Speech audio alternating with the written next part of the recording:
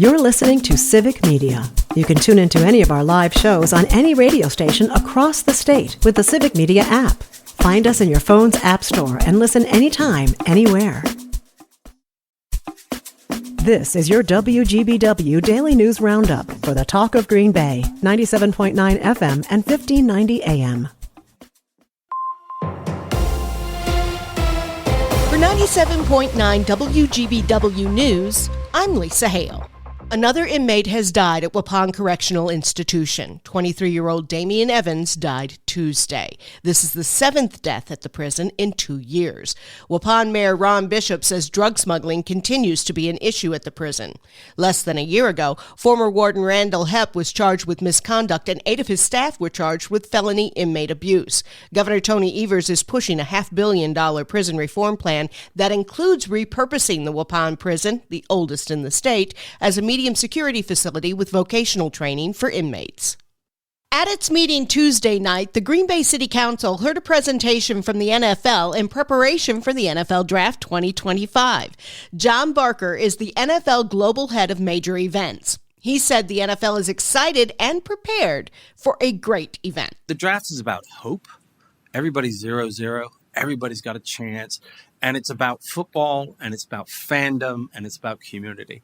To be able to do that celebration at the Mecca of football is really special.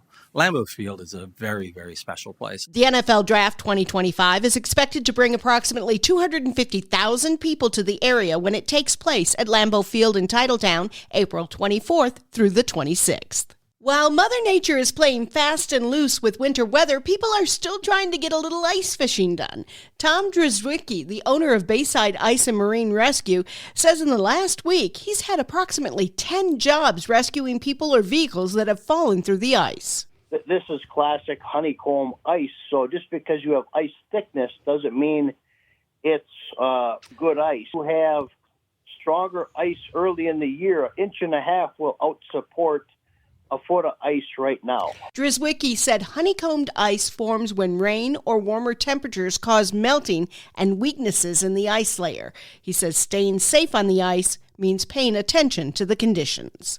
Republicans in Congress are working on budget plans that could cut funding to Medicaid, which would impact health care for millions of disabled and low-income Americans. Savannah Tolmay-Olson breaks down the possible cuts and how many Wisconsinites rely on this funding.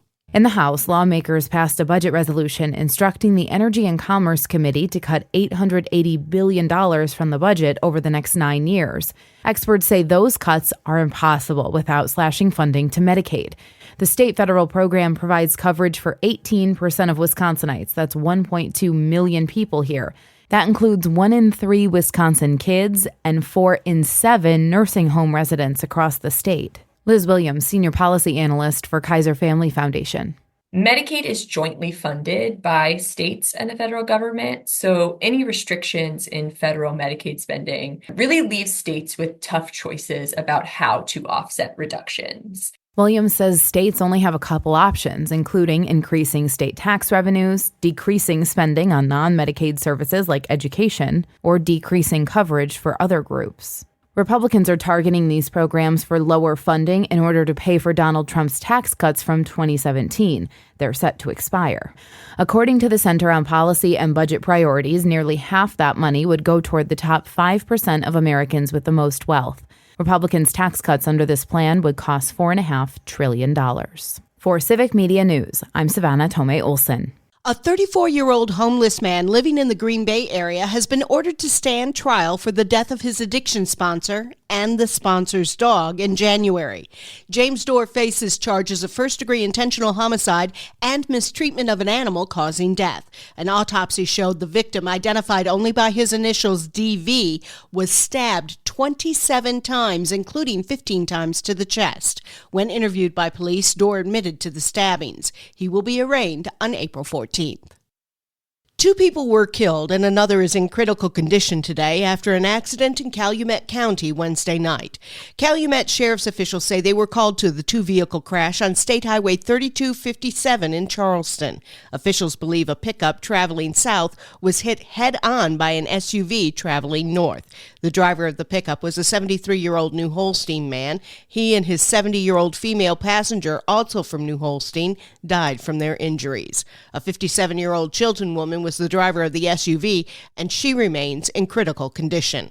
The accident is still under investigation. The former Lakewood fire chief was convicted of 7 counts, including identity theft, theft in a business setting, and forgery on Wednesday. 42-year-old Christopher Thompson pleaded no contest to the charges connected to the theft of over $100,000 over a 3-year period from the Lakewood Fire Department Association, of which Thompson was also the treasurer. Thompson will be sentenced on May 5th. The tariffs imposed this week by President Donald Trump on Mexico and Canada will eventually affect Wisconsin businesses. Right now, they seem to be causing a lot of stress politically in Wisconsin. With that story, here's Civic Media's Joanne Krulatz. Wisconsin Governor Tony Evers blames Republicans in Congress for not opposing the Trump administration on tariffs. If Congress thought through this for 2 minutes, they'd understand how bad tariffs are. And it's going to be hell to pay. This is not a good situation. During a WisPolitics luncheon in Madison Tuesday, the Democratic governor summed up his feelings on the situation in Washington. Do some praying, folks. This is not good for our country. Simple as that. I understand the needs to bring fairness to trading and all that. They can do that without stopping the trains. So it sucks. It's bad. It's no good. I'm irritated, and all of you should be irritated too, and I think you are. President Donald Trump Tuesday imposed 25% tariffs on Mexico and Canada, which is Wisconsin's largest foreign market. Oshkosh will be home to a new hip-hop music festival this spring. The Valley Vinyl Music Festival will be Saturday, May 10th at the Leach Amphitheater. The headliner is Ski Mask, the Slump God, a multi-platinum selling MC. Other artists include Snow Strippers, Homicide Gang, and Molly Santana. Tickets start at $75 and go on sale today. I'm Lisa Hale, 97.9 WGBW News. For news anytime, log on to WGBW.FM. Wisconsin gets the win. Hi, I'm Mike Clemens with sports. Men's college basketball. The Badgers beat the Gophers in Minnesota. Matt LePay on the Badgers Radio Network. Inbounds pass to Tanjay. They'll let him dribble out the clock, and the Badgers make it 9 straight against Minnesota. Wisconsin had to work for it, but Greg Gard's team gets the job done as the Badgers win it by 7. Final score tonight, Wisconsin 74, Minnesota 67. John Blackwell with 25 points. The Badgers 21 for 24 from the free throw line. That's the best in the nation. Greg Gard. You get on the road, you find a way, and I thought we had some decent looks from 3. But the fact that we were able to really be solid with the ball in the second half and get to the free throw line was really important. Marquette with a loss at UConn, 72-66. The Golden Eagles host number 6th ranked St. John's on Saturday. NBA, the Bucks over the short-handed Mavericks, 137-107. Giannis scoring his 20,000th career point. 20,000 points is obviously when I go on the court, I'm a competitor. I'm going to compete. That's who I am. I'm a fighter. That's Giannis Antetokounmpo with Sports. I'm Mike Clemens.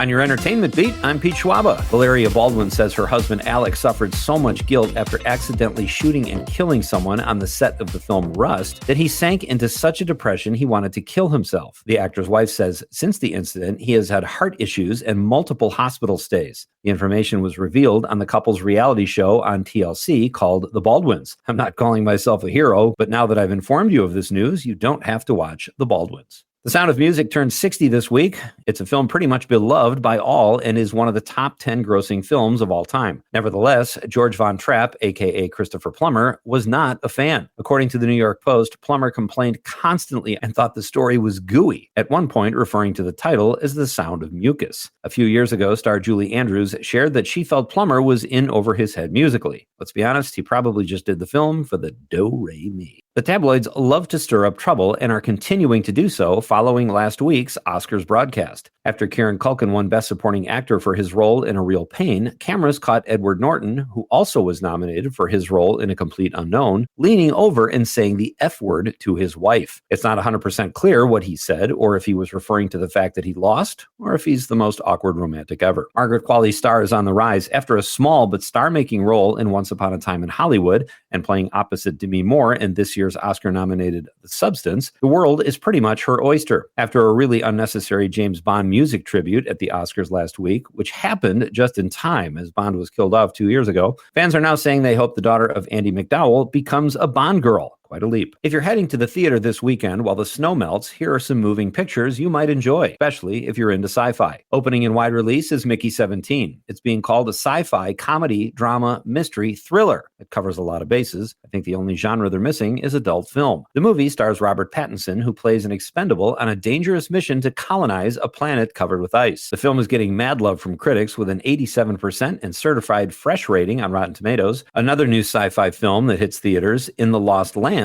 stars Mila Jovovich and David Bautista. The film is about a queen who sends a sorceress into forbidden lands to find magical powers, kind of a necessity in the sorcery game. It's a nice cast and sounds fun, but is batting about a 50% with just a handful of reviews in. If science fiction isn't your thing, there are still lots of leftovers in the theaters from the last couple weeks, and most Oscar films are available to stream. For more showbiz fun, tune in to Nightlight with me, Pete Schwaba, weeknights from 6 to 8 p.m. on the Civic Media Radio Network.